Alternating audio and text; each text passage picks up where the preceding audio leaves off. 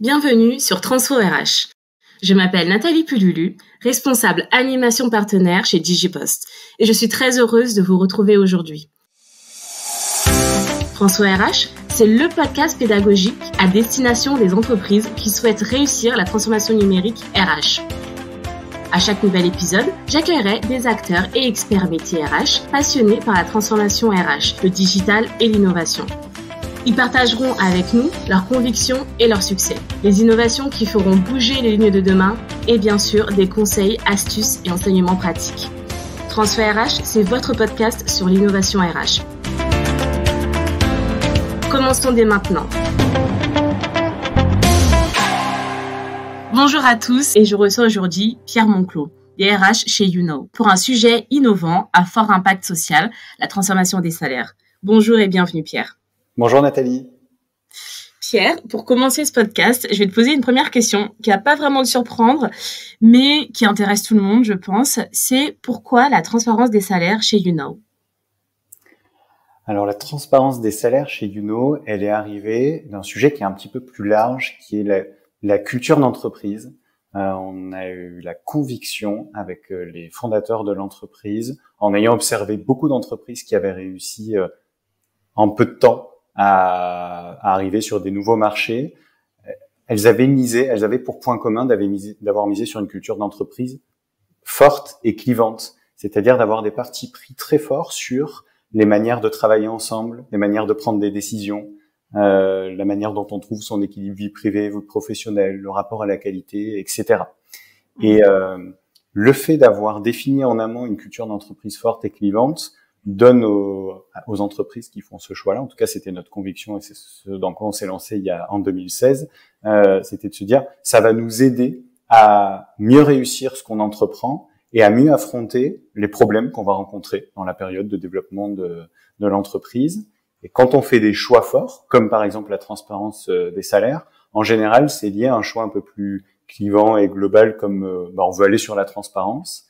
Et ça sert ensuite à définir des mesures, qu'elles soient RH, managériales ou que ça influe sur des comportements au quotidien, comme la transparence des salaires ou des mesures un petit peu plus micro, qui seront logiques. Plutôt que de se dire est-ce que je fais ou pas la transparence des salaires, c'est quelle est ma culture d'entreprise et qu'est-ce qui découle logiquement de cette culture-là quand je l'applique au salaire, au recrutement, aux décisions managériales, etc. Est-ce que c'est compliqué à mettre en place cette transparence? Quelles vont être les étapes? Alors oui, c'est pas simple. La première étape, c'est de savoir si ça fait déjà partie de la culture de l'entreprise, je pense. Soit on crée une entreprise et là on peut construire sa culture dès le départ, soit l'entreprise est déjà là et donc il y a forcément un rapport à la transparence, aussi faible soit-il ou fort soit-il, qui existe déjà. Si il est quasi inexistant, je pense que c'est très compliqué de mettre en place la transparence des salaires. D'ailleurs, potentiellement, ça aura pas de sens parce que ça va créer beaucoup d'effets pervers.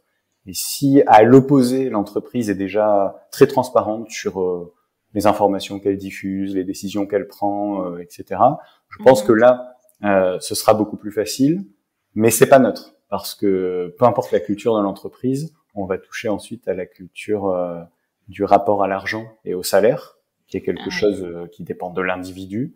Et donc les étapes, il y en aura un certain nombre, on va peut-être pouvoir entrer dans le détail de certaines d'entre elles, mais la première, c'est de regarder si c'est quelque chose qui est compatible avec son entreprise, et ensuite, c'est de voir quelle est la politique de rémunération qui est en place dans l'entreprise et à quel point elle est assumée, parce que quand ce sera transparent, tout le monde va voir si on applique réellement ou non la politique de rémunération qu'on a communiquée à l'entreprise. Donc là, il y a plein de sous-étapes pour vraiment déployer la transparence des salaires.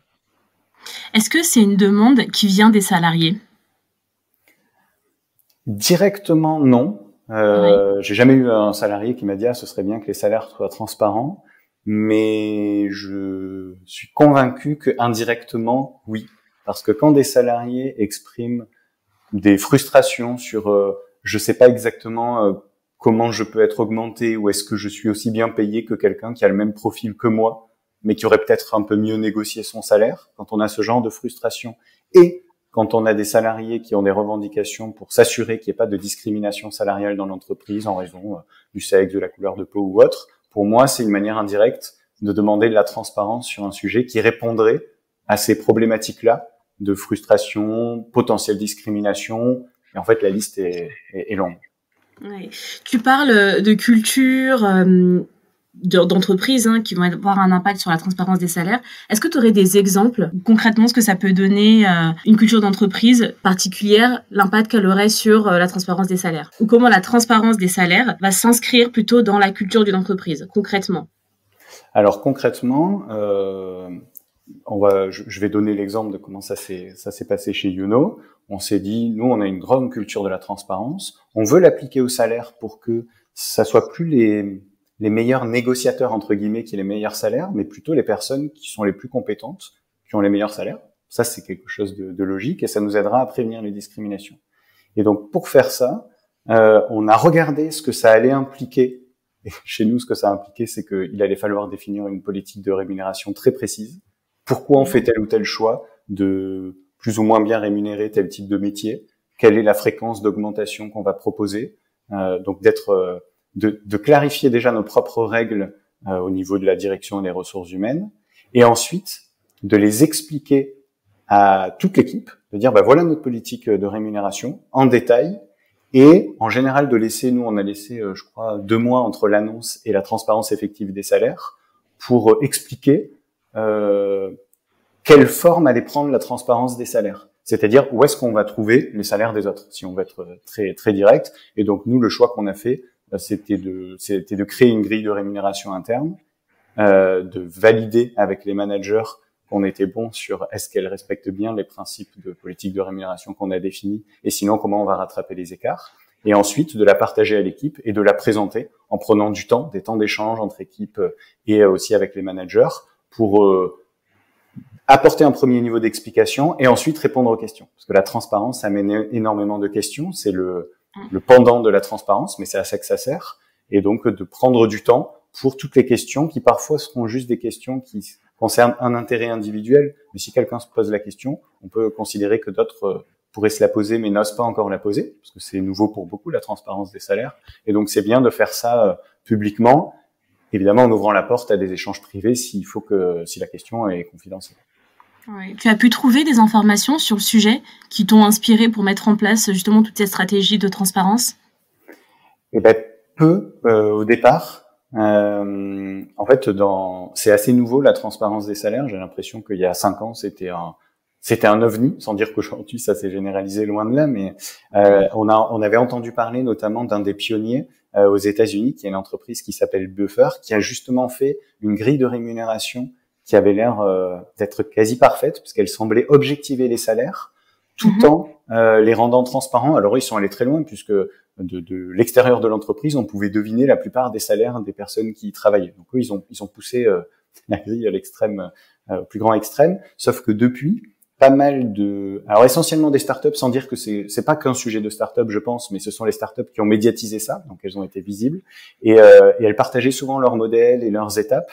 Il y a eu Alan qui s'est pas mal positionné dessus. Et ce qui était intéressant, c'est que maintenant, il y a des dizaines de startups, mais dès les premières qui ont partagé ça, c'était pas juste de la marque employeur, c'était vraiment partager la démarche, à quoi ça sert, quelle valeur ça crée, quels problèmes on a rencontrés, et surtout, elles partageaient leur grille pour dire si vous voulez essayer de l'adapter à votre entreprise, ne recréez pas tout de zéro. Voilà des modèles de grille qui sont, alors en théorie, transposables à n'importe quelle entreprise, mais ça demande du travail. On peut pas même quand on est déjà très fort sur la transparence, transposer une grille salariale, un modèle de grille salariale à sa propre entreprise avec les spécificités qu'on a, c'est nécessairement un travail qui va impliquer plusieurs personnes et qui va prendre du temps. Oui. Et quels vont être les impacts attendus? Alors les impacts, j'ai parlé tout à l'heure ce que j'appelle les demandes indirectes des salariés, c'est-à-dire les frustrations où on a l'impression qu'il y en a d'autres qui sont mieux traités d'un point de vue salarial. En fait, vu qu'on ne sait pas, ça génère des frustrations, voire carrément des croyances sur des injustices qu'il pourrait y avoir, parce que tel manager est plus généreux envers son équipe qu'un autre.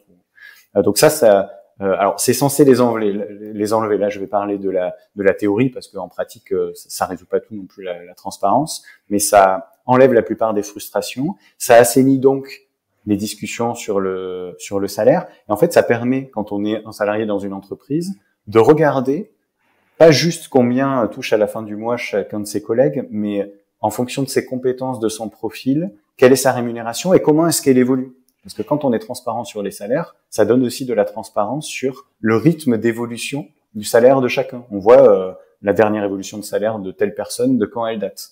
Donc ça, c'est côté salarié.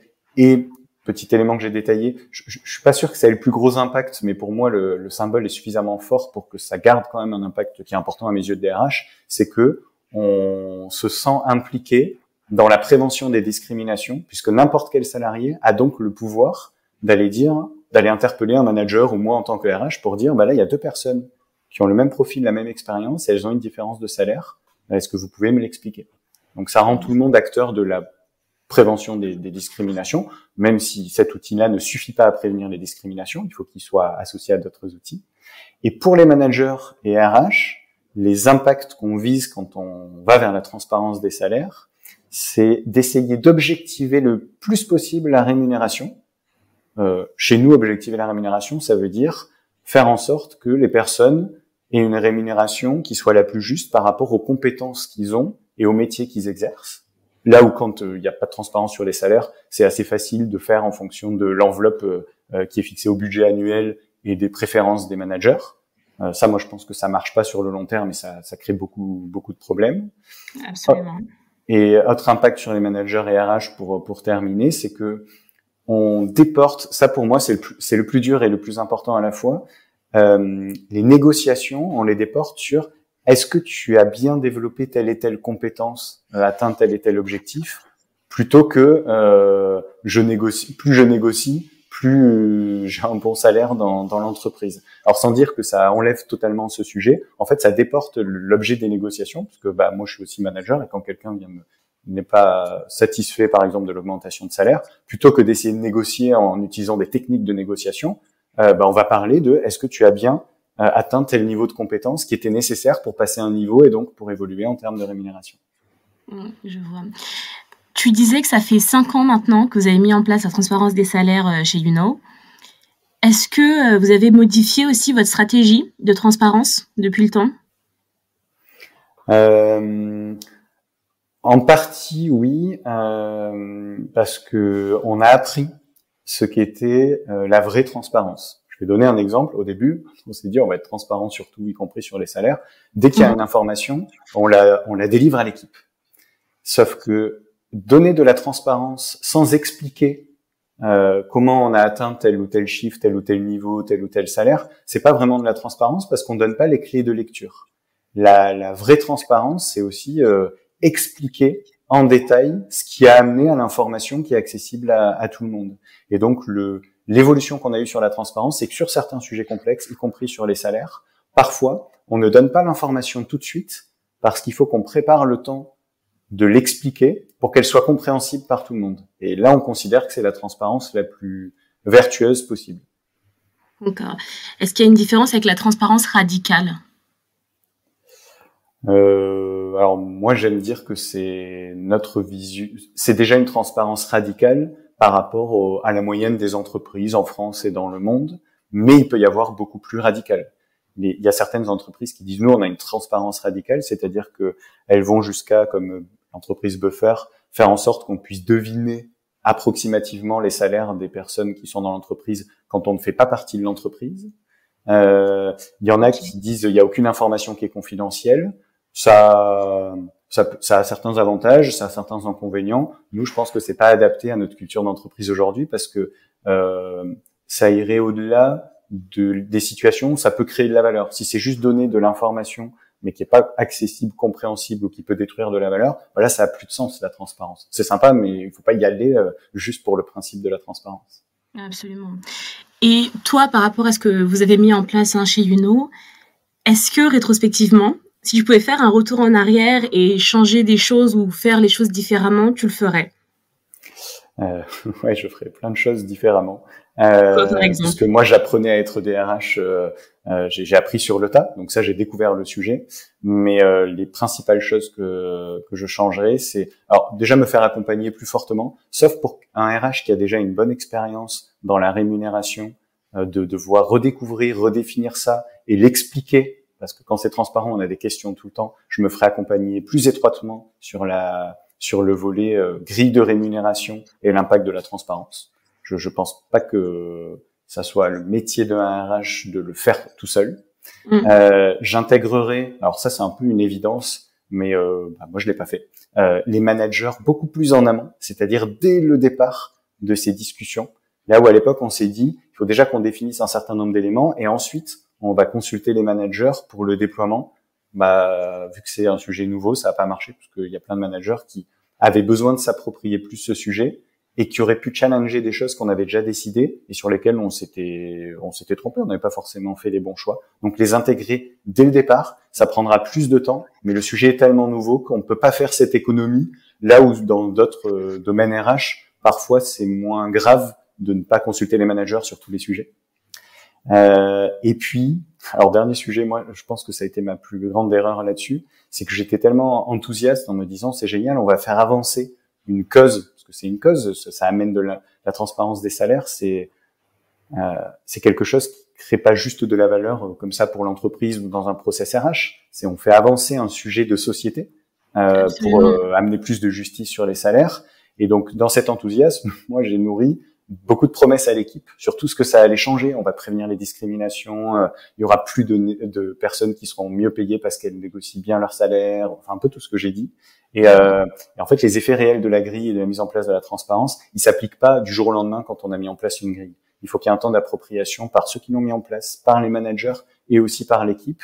Et donc tous les effets vertueux de la transparence des salaires ne se font pas en un jour. Donc je serai un peu plus modéré dans la création de valeur que je promets à l'équipe et je l'étalerai un petit peu plus dans le temps pour bien faire chaque chose en son temps plutôt que de se dire ça va résoudre tous les sujets parce que ça amène de nouveaux problèmes et donc ça aussi ça prend du temps et donc il faut pas être trop optimiste sur l'impact très rapide de la transparence des salaires sur la valeur qu'elle est censée créer.